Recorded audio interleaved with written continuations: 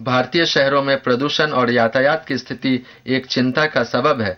मैं petrol, LPG, CNG की छोटी कारों पर 1%, कतिपय क्षमता वाली डीजल कारों पर 2.5% और अधिक इंजन क्षमता वाले अन्य वाहनों और एसयूवी पर 4% अवसंरचना उपकर लगाने का प्रस्ताव करता हूं।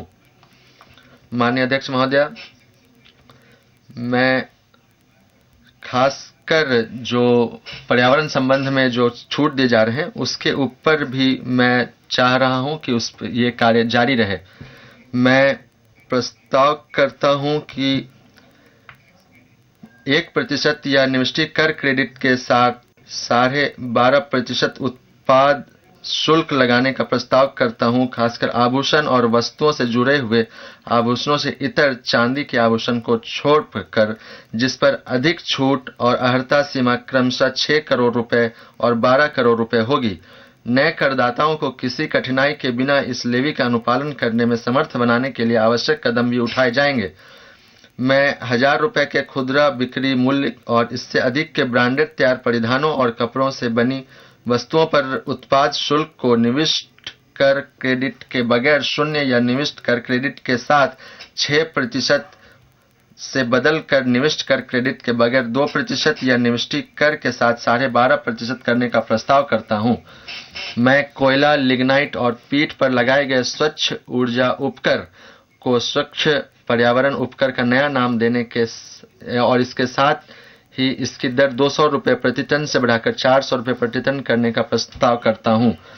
तंबाकू और तंबाकू उत्पादों की खपत को हतोत्साहित करने के लिए मैं बीड़ी को छोड़कर विभिन्न तंबाकू उत्पादों पर उत्पाद शुल्क लगभग 10% से 15% बढ़ाने का प्रस्ताव करता हूं। मैं वित्त अधिनियम 1994 में संशोधन करने का प्रस्ताव करता हूं ताकि रेडियो फ्रीक्वेंसी स्पेक्ट्रम का उपयोग करने और बाद में सेवा को हस्तांतरित करने के अधिकार की घोषणा सरकार द्वारा की जा सके, जिससे स्पष्ट किया जा सके कि स्पेक्ट्रम का उपयोग करने के अधिकार का समुन्नेशन ऐसी सेवा जिस पर सेवा कर लगाया जा सकता है या अमूर्त वस्तुओं की बिक्री नहीं है। महोदय, हम मुकदमेबाजी से दूर रहने के दृष्टिकोण से कम करों की व्यवस्था की ओर अग्रसर हो रहे हैं। इस प्रकार से जहां अनुपालक करदाता विभाग से सहायक संपर्क की आशा कर सकते हैं, वहीं कर वंचन से सख्ती से निपटा जाएगा।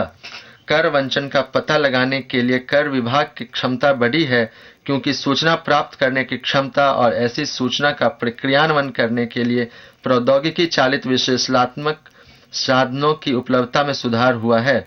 मैं पूर्ववर्ती कर अनुपालन न करने वालों को कर अनुपालकों की श्रेणी में शामिल होने का सुअवसर देना चाहता हूं। मैं घरेलू करदाताओं हेतु सीमित अवधि अनुपालन विंडो का प्रस्ताव करता हूं, ताकि वे अघोषित आय या किसी अस्थि के रूप में प्रस्तुत आय की घोषणा करने और 30% की दर से कर एवं 7.5% की दर से अधिभार तथा 7.5% की दर से शास्ति, जो अघोषित आय का कुल 45% बैठता है, का भुगतान करके अपने पहले के कर अतिक्रमण का निपटान कर लें। आयकर अधिनियम अथवा संपत्ति पर अधिनियम के तहत इन विवरणों से में घोषित आय के संबंध में कोई छानबीन अथवा जांच नहीं होगी तथा घोषणाकर्ता अभियोजन से मुक्त होगा। कतिपय शर्तों के अधीन बेनामी लेन देन अधिनियम 1988 में भी छूट देने का प्रस्ताव है। अघोषित आय पर 7.5% की दर पर लगाए गए अधिभार को कृषि कल्याण अधिभार कहा जाएगा और इसे कृषि और ग्रामीण अर्थव्यवस्था के लिए इस्तेमाल किया जाएगा। हमारी 1 जून से 30 सितंबर 2016 तक चलने वाली इस आय प्रकटन योजना के तहत घोषणा के 2 माह के भीतर देय राशि आदि करने का विकल्प के साथ नए विंडो खोलने की योजना है। हमारी सरकार अर्थव्यवस्था से काला धन निकालने के लिए पूर्णतः प्रतिबद्ध है। छिपाई गई आय को एक बार घोषित करने का अवसर देकर हम फिर काला धन रखने वाले लोगों के विरुद्ध कानूनी कार्यवाही करने के लिए अपने समस्त संसाधन लगा देंगे। मुकदमेबाजी किसी करानुकूल प्रणाली के लिए अनिष्टकारी होती है और करदाताओं की अनुपालन लागत और सरकार की प्रशासनिक लागत बढ़ाने के अलावा अविश्वास का माहौल सृजित करती है। प्रथम अपीलीय प्राधिकरण के समक्ष कर संबंधी लगभग 3 लाख मामले लंबित पड़े हैं, जिनकी विवादित राशि 5.5 लाख करोड़ रुपए है। इनकी संख्या कम करने के उद्देश्य से मैं एक नए विवाद निपटान स्कीम लाने का प्रस्ताव करता हूं। कोई करदाता जिसकी आज की तारीख में आयुक्त के समक्ष कोई अपील लंबित है, वह निर्धारण की तिथि तक विवादित कर तथा ब्याज का भुगतान करने अपने मामले का निपटान कर सकता है। 10 लाख रुपए तक के विवादित कर के मामलों में कोई आर्थिक दंड नहीं लगाया जाएगा। 10 लाख रुपए से अधिक के विवादित कर के मामलों में न्यूनतम आरोपनीय अर्थदंड का केवल 25% दंड लगाया जाएगा। अर्थदंड के आदेश के विरुद्ध किसी भी लंबित अपील को न्यूनतम आरोपनीय अर्थदंड का 25% का भुगतान करके निपटाया जा सकता है। विशिष्ट अधिनियमों के अंतर्गत जिन व्यक्तियों पर आपराधिक मामले दर्ज हैं, उनके साथ साथ कतिपय श्रेणी के व्यक्तियों को इस योजना का लाभ उठाने से वंचित करने का प्रस्ताव है। मैंने अपनी जुलाई 2014 के बजट भाषण में यह आश्वासन दिया था कि यह सरकार पूर्व प्रभाव से नई कर देयता सृजित नहीं करेगी। मैंने यह भी आशा प्रकट की थी कि वित्त अधिनियम 2012 के माध्यम से आयकर अधिनियम 1961 में किए गए कतिपय पूर्व प्रभावी संशोधनों से संबंधित विभिन्न न्यायालयों तथा अन्य कानूनी मंचों में लंबित मामलों का शीघ्र ही तर्कसंगत निपटान किया जाएगा। मैं यह दोहराना चाहता हूं कि हम एक स्थिर और सरल कर प्रणाली लाने के लिए प्रतिबद्ध हैं। हम भविष्य में ऐसे संशोधनों का सहारा नहीं लेंगे। मैंने एक उच्च स्तरीय समिति गठित करने की भी घोषणा की थी, जो ऐसे किसी भी नए मामले पर विचार करेगी जहां कर निर्धारक अधिकारी पूर्व प्रभावी संशोधन का प्रयोग करके अप्रत्यक्ष अंतरणों के संबंध में आयकर निर्धारण अथवा पुनर्निर्धारण करने का प्रस्ताव रखता है।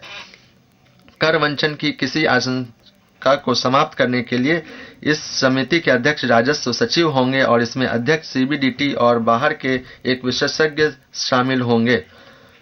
पूर्व प्रभावी संशोधन के तहत चल रहे विगत मामलों को एक अवसर प्रदान करने के लिए मैं उनके लिए विवाद निपटान की एक बारगी स्कीम का प्रस्ताव करता हूं, जिसमें बशर्ते कि वे वीआईपी सहित किसी न्यायालय अथवा अधिकरण में लंबित मामले या किसी मध्यस्थम कार्यवाही को वापस लेने की सहमति व्यक्त करते हों, वे केवल कर बकायों का भुगतान करके अपना मामला निपटा सकते हैं।